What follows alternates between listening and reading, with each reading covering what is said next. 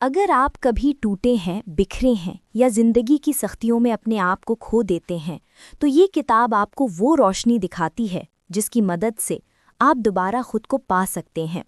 یہ صرف ایک کتاب نہیں بلکہ ایک نرم رہنما ہے جو آپ کی دل کی گہرائیوں تک پہنچ کر آپ کو بتاتی ہے کہ حقیقی بلندی، اصلی ہائے اپنی اندرونی شفا میں چھپی ہے۔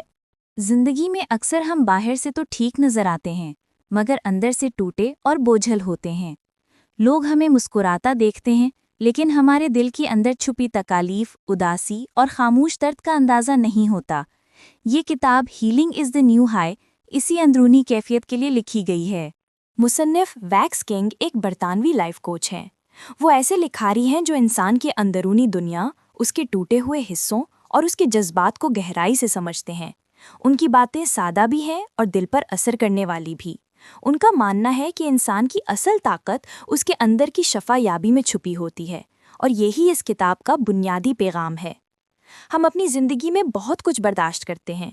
کچھ درد ایسے ہوتے ہیں جن کا احساس ہمیں برسوں بعد ہوتا ہے، اور کچھ زخم ایسے جنہیں ہم دیکھ نہیں سکتے مگر وہ ہمارے اندر بہت گہرے بیٹھے ہوتے ہیں۔ ویکس کنگ کہتا ہے کہ شفا تبھی شروع ہوتی ہے جب ہم اپنے ان احساسات کو پہچاننا سیکھ جائیں جنہیں ہم برسوں سے دبا کر رکھے ہوئے ہیں۔ اپنے اندر آنے والے ہر احساس کو قبول کریں۔ غصہ، خوف، اداسی، خالی پن، مایوسی، یہ سب انسان ہونے کی نشانیاں ہیں، کمزوری کی نہیں۔ اپنے جذبات کو دبانا آسان لگتا ہے۔ ہم خود کو مصروف رکھتے ہیں، ہنستے ہیں، لوگوں سے ملتے ہیں، لیکن اندر کہیں ایک خاموش درد بیٹھا رہتا ہے۔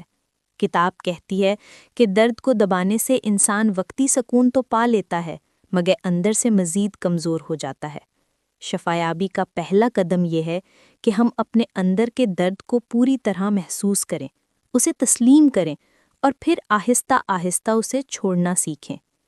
اس سفر میں خود شناسی بہت اہم ہے۔ خود سے سوال پوچھیں، میں کب ٹوٹتی ہوں؟ مجھے واقعی کون سی بات تکلیف دیتی ہے؟ میرے اندر بار بار کون سا احساس لوٹ کر آتا ہے؟ جب انسان اپنے آپ کو سمجھنے لگتا ہے، وہ اپنے دکھ کا وزن آدھا کر دیتا ہے۔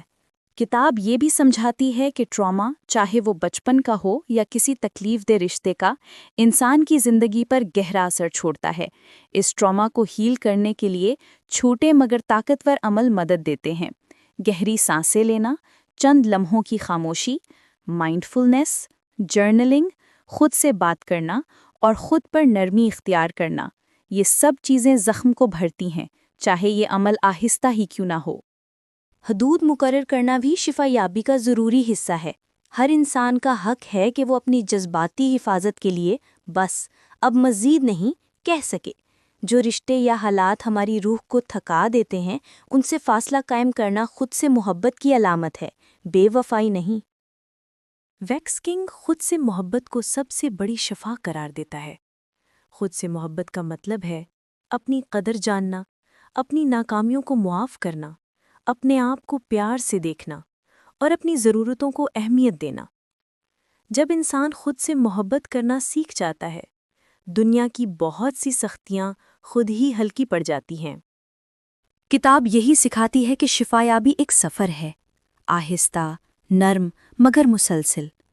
کچھ دن ہم مضبوط ہوتے ہیں، کچھ دن پھر بکھر جاتے ہیں، لیکن یہی سفر ہمیں وہ بناتا ہے جو ہم اصل میں ہیں۔